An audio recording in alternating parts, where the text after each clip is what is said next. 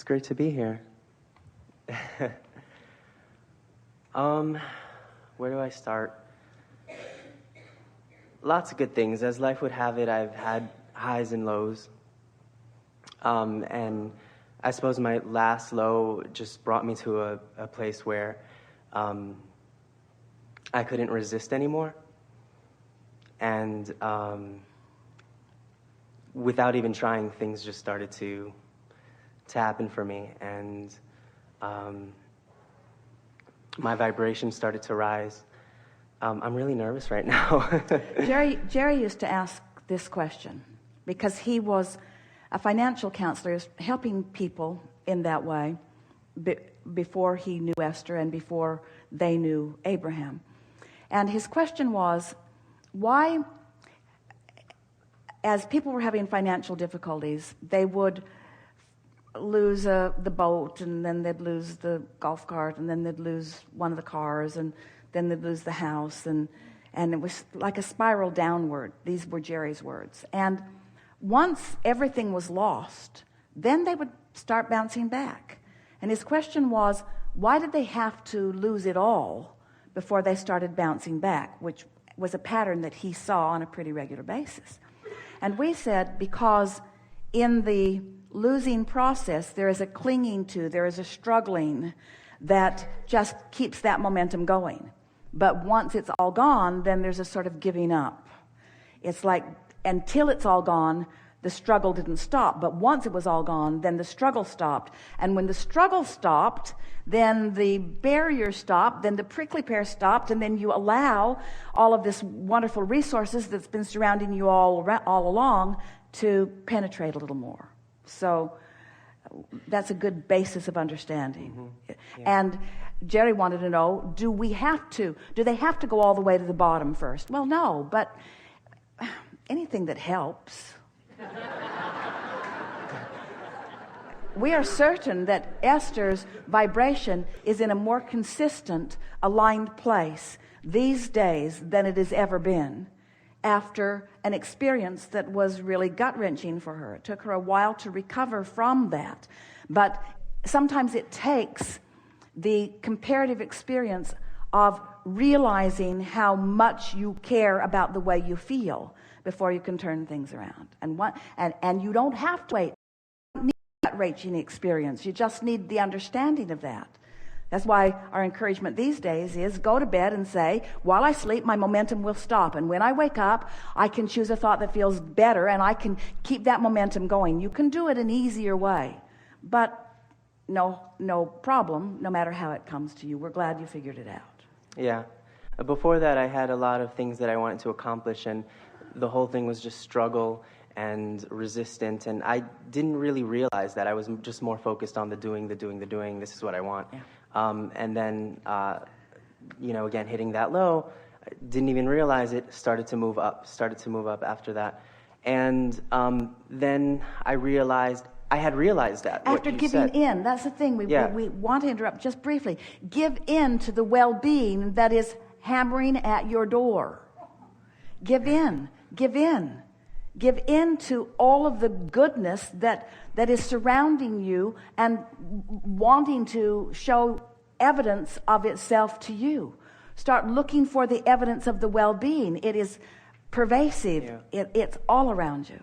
Yeah. So then I decided that I wanted to continue this climb upward, but more deliberately. And I had studied Abraham since 2008, so I was doing it for a while, and I still had my low anyway. But you mean contrast really is eternal? Yeah, exactly. I got today the step 4, like I finally got it. I heard you talking about step 4 before, but today it really sunk in, like it just, it was good. When you go to the buffet, you don't condemn the contrast. You appreciate the variety, and you choose from it what you like. Mm-hmm. Yeah. So I had an interesting experience a little bit before my 31st birthday. I just had this sort of epiphany that 31 was going to be a fantastic year for me. So's 32, so's 33, so's 34, so's 35. But it was going to be the best one yet. 98, 99.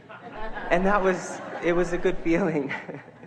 And then I had my 31st birthday party in July, and I had a really incredible experience. Something happened with my consciousness where I was literally sort of living in two places at once. And one, I guess, it was almost like two paths were being shown to me. One was, I guess, sort of where I already had been, and it wasn't negative, but it was just stagnant. It was just there. And then the other path was sort of something better. And I could see myself going through these, both of these personalities throughout the night of my birthday party. No one noticed it, though. They all just thought I was having fun and that it was great, but I had moments of having this sort of high and this sort of high type of fun, and the other one was just sort of, oh, well, I was just there, and thanks for coming to my birthday, and all that. Well, you set yourself up for that, because for some time preceding it, you were saying, this is the beginning of something that is different for me. And so there was some momentum already going. So we can understand how you had glimpses of seeing your world through the eyes of Source. Yeah. So we've been touching on this all day here today. Does it feel like an advantage to you to be able to perceive your life through the eyes of Source? And does it feel like you should be figuring it out on your own and that you shouldn't need the eyes of Source? Or does it feel more and more natural to you that the eyes of Source would be right there with you, inspiring you, giving depth and breadth to whatever your experience is? In other words, are you beginning to accept that you're not here as a separate being to prove yourself worthy to that Source, but you are instead here as an extension of that Source, living this life with Source? So that's what you were experiencing. You were experiencing a conscious realization of that blending. I truly was one with Source at that moment. Yeah. I almost felt like I wasn't me, like I was outside of me, sort of watching the scenario that was going on. Well, when you've been depriving yourself of this extraordinary clarity and you find a vibrational reason to allow that clarity to flow, you don't feel yourself. When you're accustomed to being a shadow of yourself and suddenly the full light is flowing through you, it feels a little weird. Yeah. But after a while, the other begins to feel weird. The diminishment will begin to feel weird once you're tuned in, tapped in, turned on, and moving through life for a while, you see. It does feel weird. We are enjoying this conversation, are you? Yes. It's like for Esther, she tiptoed into this, which may seem odd because she's been receiving Abraham for a while. But she never knew Abraham. She didn't know who we were. We were an experience that she began to have. When Jerry made his transition, when Jerry is present in her experience, she recognizes it as Jerry. So she thought about how all those years that they were moving around in the bus, and he'd be in the front of the bus working, and she'd be in the back of the bus working, and once they were parked, or they'd be at home and he'd be in his office and she'd be in her office, and interacting with one another, saying hello many times through the day, but mostly in their separate spaces doing their independent part of this work. And now when Esther is sitting and she's in the editing process, she can feel him right there with him. He's saying things to her like, I had no idea that this editing process is what it is.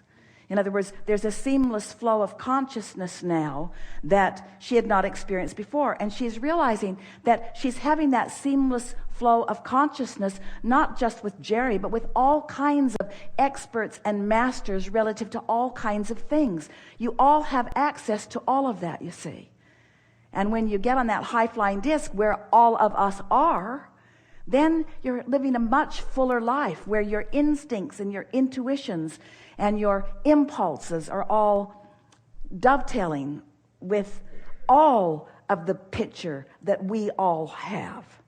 In other words, don't you like knowing that everything that you want and the path of least resistance, in other words, all of us know who you are, and where you are in relationship with who you want to be and who you really are and where you want to be.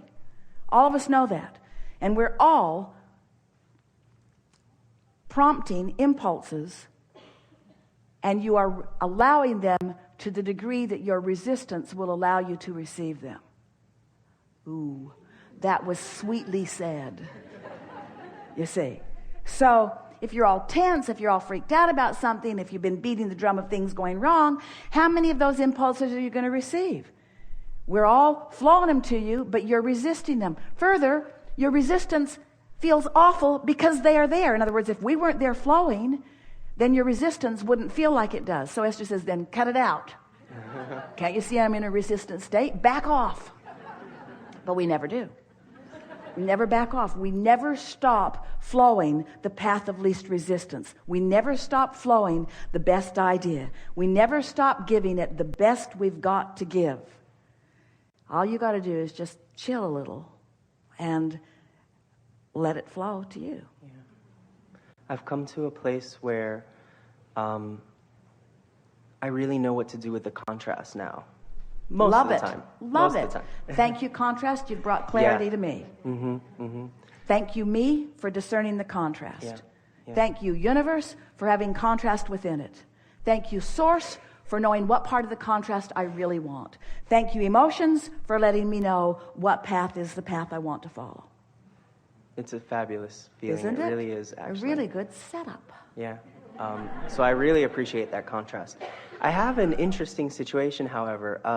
So in my... Now, in expressing this, and we're happy to hear it, there are a few minutes before our segment of refreshment. Okay.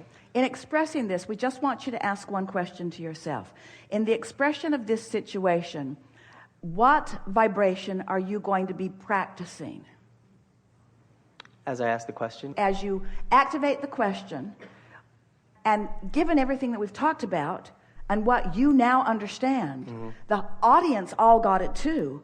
An incredible nugget was received from this interchange. Yeah. Do we need to go back to that? Not really. And is there any, and would there be any advantage to going back to that? No. No, it's just a habit, something that happened. It's entertaining, but really. Yeah.